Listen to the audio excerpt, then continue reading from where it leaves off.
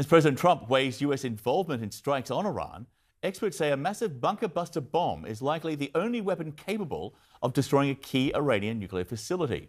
But as CNN's Brian Todd reports, even this massive bomb may not be able to penetrate Iran's Fordo fuel enrichment plant, which is carved into a mountain and extends deep underground. It's a sophisticated, frightening piece of weaponry designed to hit targets like some of Iran's key nuclear enrichment facilities deep underground. They're buried so deep, and no other bomb would be able to certainly destroy them. The GBU-57 Massive Ordnance Penetrator, also known as the Bunker Buster, the largest non-nuclear bomb in the U.S. military's arsenal, designed, the Air Force says, to reach and destroy weapons of mass destruction in well-protected facilities. The Bunker Buster is roughly 20 feet long, weighs 30,000 pounds, with 6,000 pounds of high explosives. The Israelis don't have them, nor the means to deliver them. Only the U.S. does, and there is no public record that they've ever been used in combat. The United States has never encountered a target that required a bomb of this size. We have other very, very large bombs, such as the Moab, which is the mother of all bombs, as they say. That mother of all bombs, weighing more than 21,000 pounds, was dropped by U.S. forces on ISIS targets in Afghanistan in 2017. But the Bunker Buster, even heavier. Experts say the Bunker Buster has a thick, hard shell designed to withstand the impacts of the ground and plunge to the depths it needs to reach, with explosives in a fuse that also needs to be robust enough to penetrate the ground. The Bunker Buster doesn't have the biggest blast area, experts say, because it's designed to burrow into the ground before exploding. The only plane that can carry the Bunker Buster, the B-2 Spirit stealth bomber, flown by a two-pilot crew, capable of flying about 6,000 nautical miles without refueling and eluding an enemy's most sophisticated defenses. The likely target of the Bunker Buster, if the U.S. were to get involved in this conflict, Fordo, an Iranian nuclear enrichment site buried deep under a mountain, beneath possibly 300 feet of rock. A key question, could the Bunker Buster really damage Fordo significantly? Experts say the Bunker Buster can penetrate about 200 feet into the ground, maybe more. But if the key targets at Fordo are about 300 feet under? One bomb isn't going to penetrate that. You're going to have multiple hits at the same spot.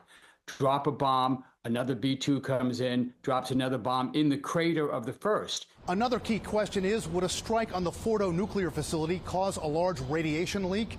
3 experts who spoke to CNN say a radiation leak would probably be limited to the immediate area, and a strike would probably not pose the same kind of catastrophic consequences that bombing a nuclear reactor would. Brian Todd, CNN, Washington.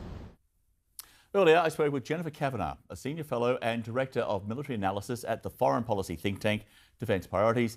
I asked her what U.S. involvement in this conflict could actually mean. So I think it's probable that Netanyahu was hoping that if he started this war and was successful initially tactically against regime targets and other nuclear facilities, that the United States would see this as an opportunity to join in and to accomplish what has been a long-time U.S. goal of ending the Iranian nuclear program. I think it's important to note, however, that there's no guarantee that even if the United States does use these bunker buster bombs, it would finally eliminate Iran's enrichment capabilities or forever end its pathway to a nuclear bomb. That can only be accomplished by political means, not military means. It's interesting you say that because Joe Cirincione, who is an expert on nuclear non-proliferation and all things Iran and all things nuclear program in Iran, he explained how these bunker busters actually work in any kind of attack on the Fordo nuclear site there in Iran. Here he is. Listen to this. The first aircraft, a B-2 rather, is the only aircraft that can carry this munition, has to drop one in a precise location, followed by another B-2 who would drop another in the crater. And that might not be enough, so you might have to do it a third or a fourth time. So, you know, in the words of, the U.S. intelligence CIA boss from back in the Iraq days, it's not a slam dunk that U.S. involvement here would actually destroy the Fordo nuclear site completely. Certainly not with airstrikes. There would have to be a ground component, some kind of ground raid, to ensure that that facility was fully eliminated and that Iran's stockpiles of highly enriched uranium were either rendered unusable or inaccessible. And right now, no one is talking seriously about about sending ground forces. So if we're relying only on air power, the chances are quite high that even with U.S. involvement, it would be impossible to achieve what Israel has set out as its strategic objective of eliminating, finally, this nuclear capability. And even if it was successful, if they were able to take out the facility and other facilities completely, there's still the matter of Iran's intellectual property. They figured this out once. They can figure it out again. The program might be delayed several years, even a decade. But it's only through political means and diplomacy that the challenge of Iran's nuclear weapons can be dealt with in a final and lasting way. The Israeli military says its jets attacked the nuclear facility at Arak, which it says Iran could have used to try to develop nuclear weapons. An Iranian state news agency says no major damage was done. I want to bring in our international security editor, Nick Paton-Walsh, joining me now. Nick, this attack was during a series of raids overnight. We've seen the evidence that at least the ballistic weapons capability still exists in Iran. We've seen the evidence of that where Nick is, in Beersheba, in Israel. So there are still military and nuclear targets, one assumes, for the IDF.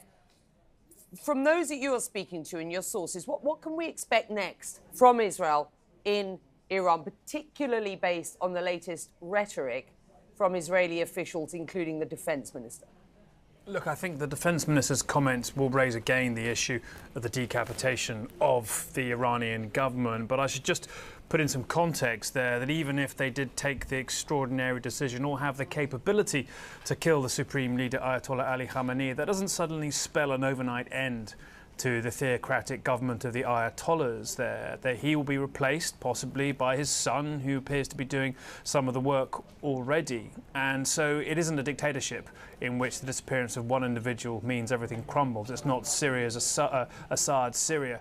And so I think it's important to put any move like that within that kind of context. It may well indeed exacerbate or, speaking to some experts yesterday, worsen the hardline nature of what Iran seeks.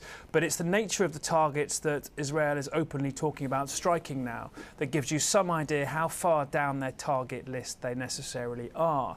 Hitting the Arak heavy water facility, look, that's something which many experts believe was no longer involved in any potential chase of a nuclear weapon. Yes, it could have been involved in the creation of plutonium, giving another path toward the bomb, but ultimately it seems to have been inactive. So the Israelis working through potentially parts of nuclear infrastructure that people accept are not actually a potential imminent usable threat right now, potentially removing things that could be a problem down the line and removing Iran's ability to pursue anything nuclear for decades. They appear also, too, to have destroyed between a half and about 2/3 of Iran's missile launchers. So that takes out of the equation potentially the scale of the volleys that Iran can fire at Israel. What got through last night may have been a new type of device, may have been a particularly bad night for Israel's air defences.